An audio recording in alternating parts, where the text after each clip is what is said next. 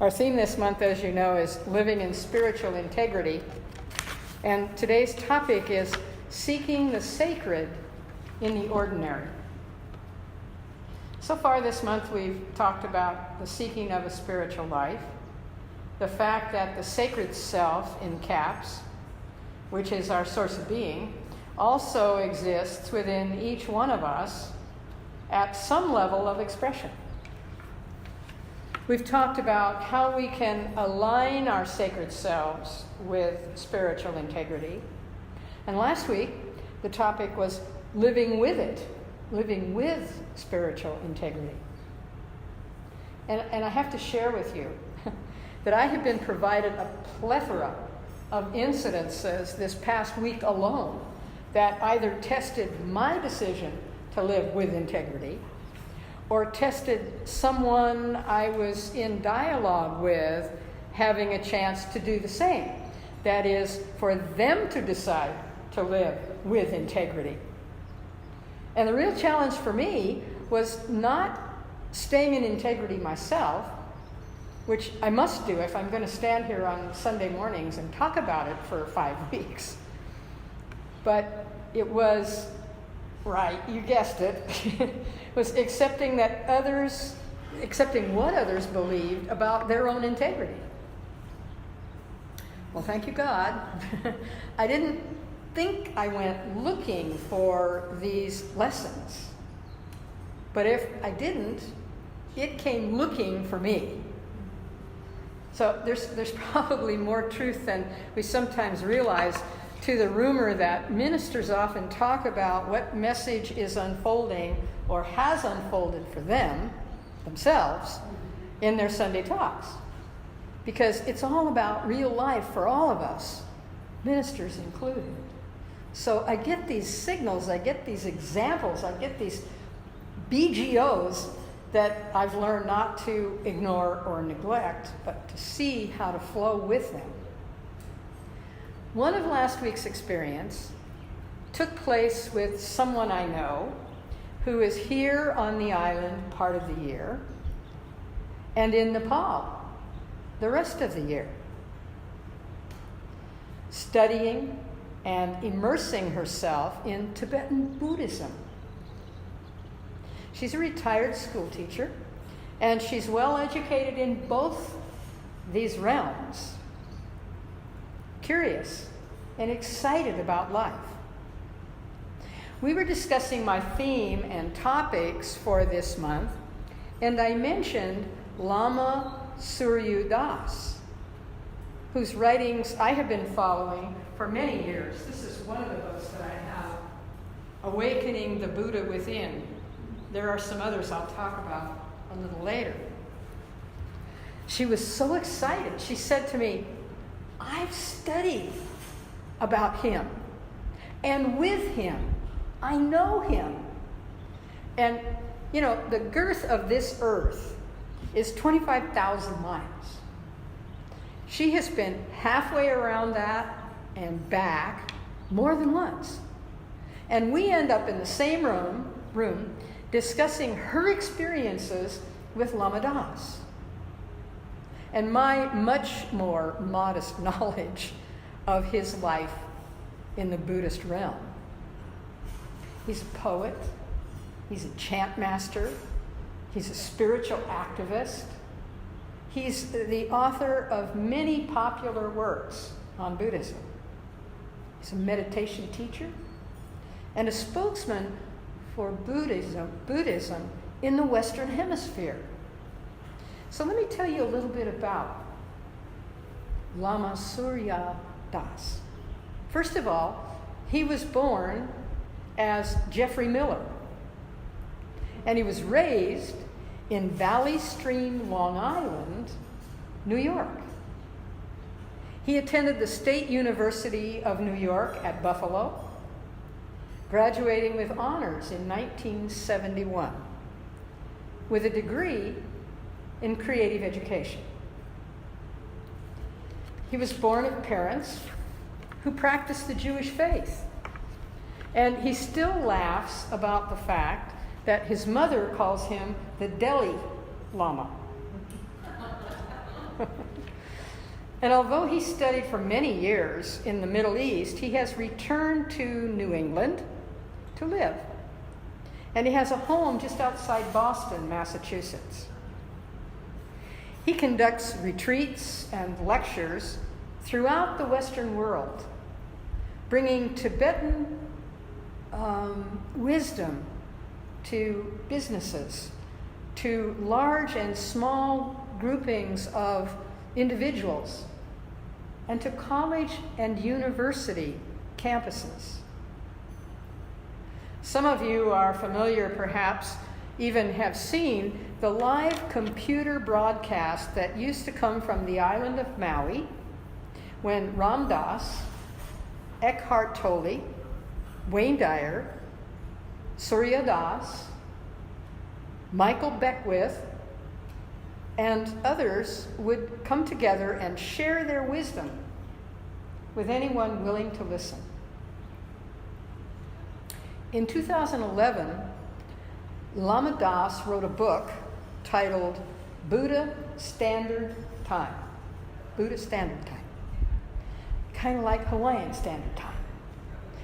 What he did was he targeted this Western world state of mind and how it can be guided by the use of Buddhist practices. He writes, we're all given the same 24 hours every day. We can spend our time feeling hurried and harried, overwhelmed by chores and demands, distracted and burned out. Anybody have that sound kind of familiar sometimes?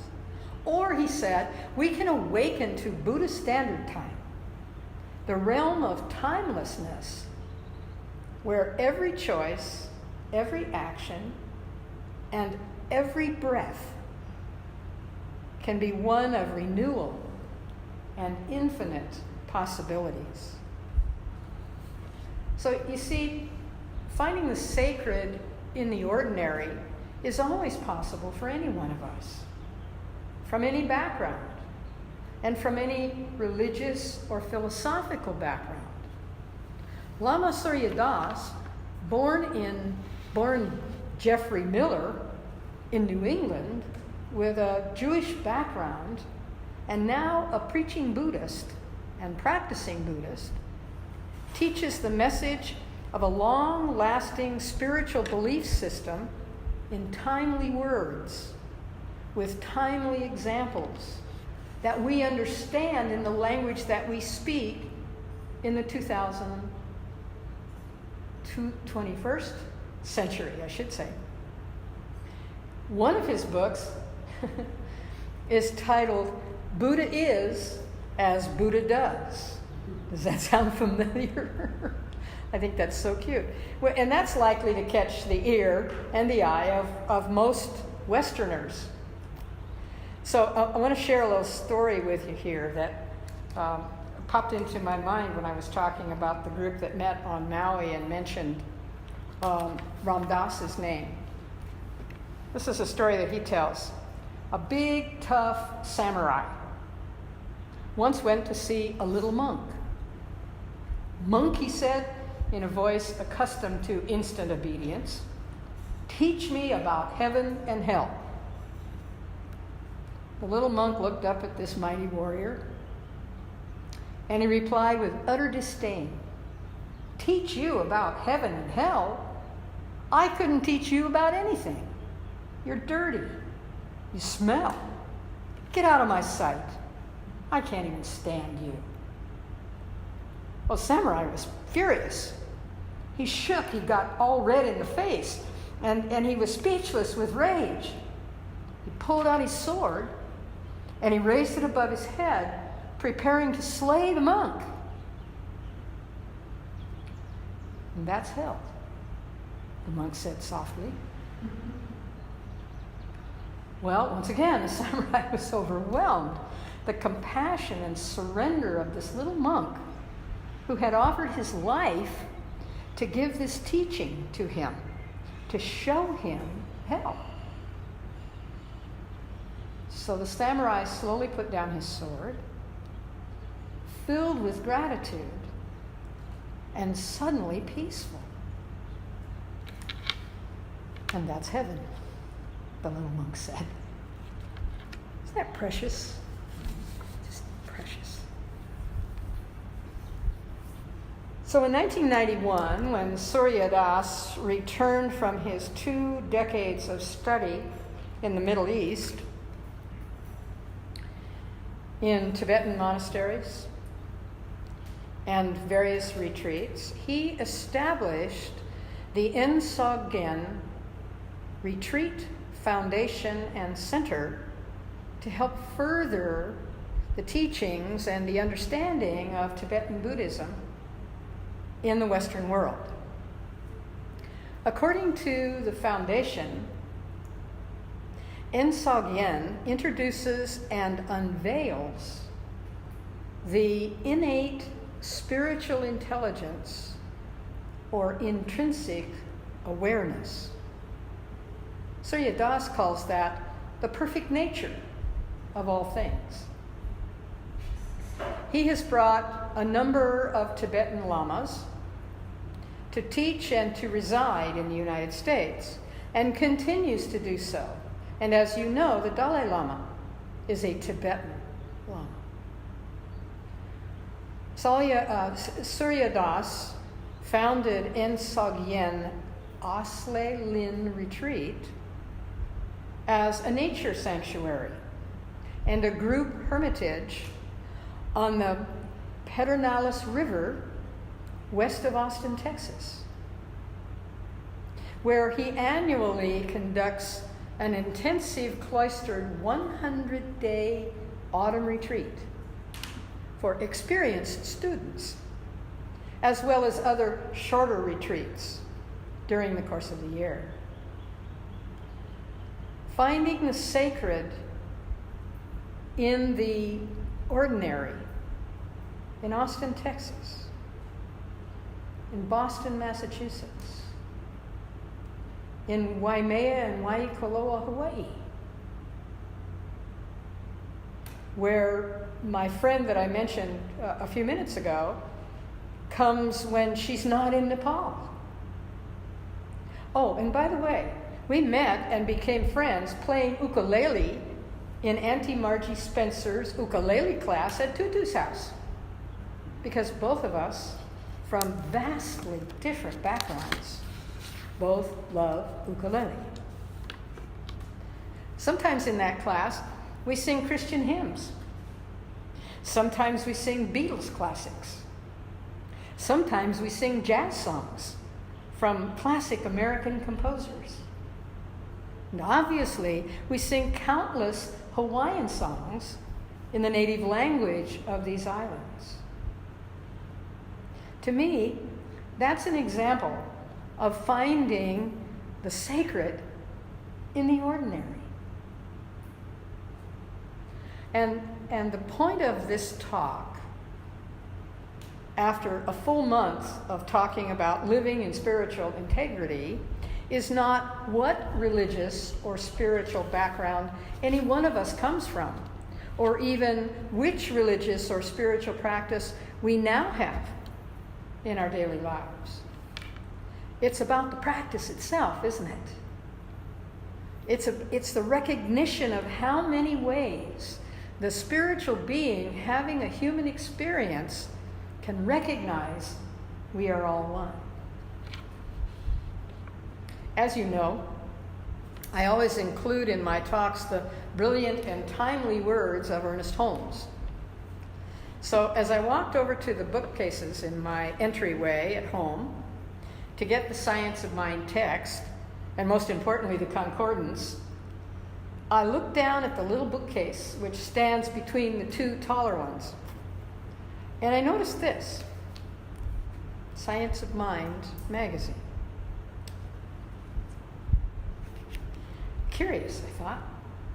I carry the leftovers, and sometimes there are several, from each month's edition of the Science of Mind magazine out to the garage, and I box them to be distributed in a variety of ways.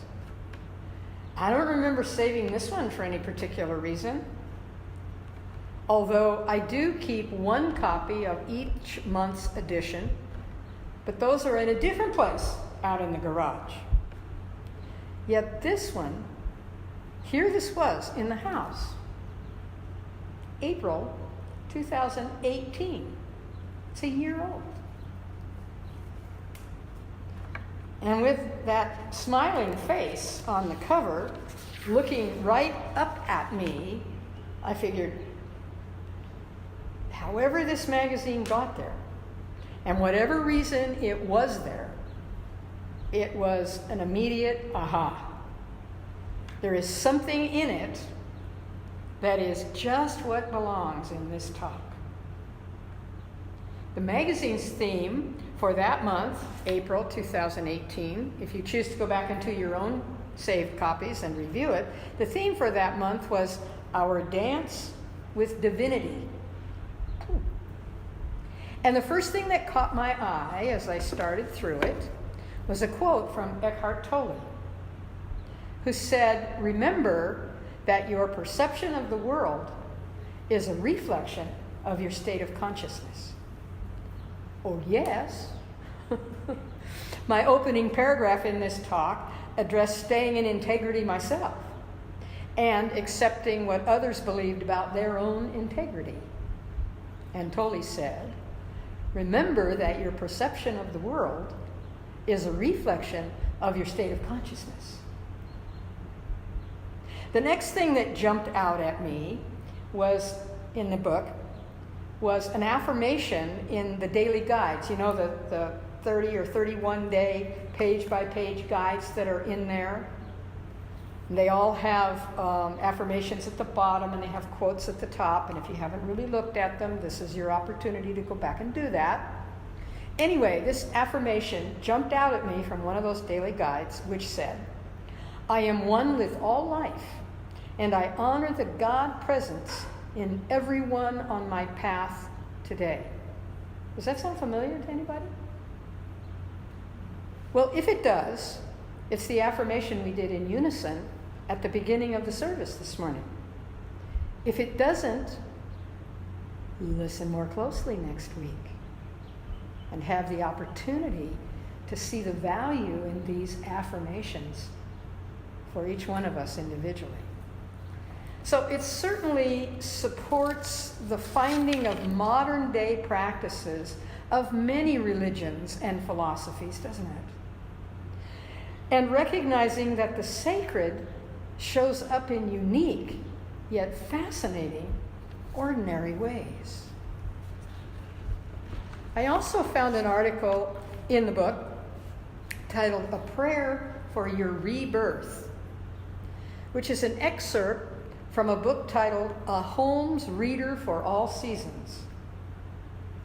And it opens with these inspiring words: "The world is saturated with divinity, immersed in reality, and filled with possibility. We must take this divine possibility and mold it into a present actuality in everyday experiences. This is the way to freedom, the pathway to peace and happiness." And finally, again in here, what an amazing find this was, right in my own entryway. In the article titled "Unpaving Paradise," there's another quote from the one and only Ernest Holmes.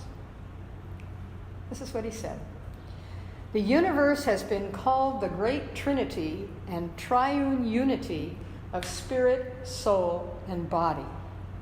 The body being the result, effect, objectification of spirit. Therefore, what we think in our own mind, our inner thought, is reflected in our outer physical world. What we think and do matters.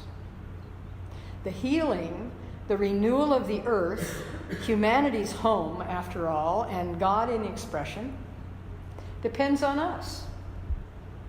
So it's not only seeing the sacred in the ordinary, it's about practicing the sacred in the ordinary. And so it is.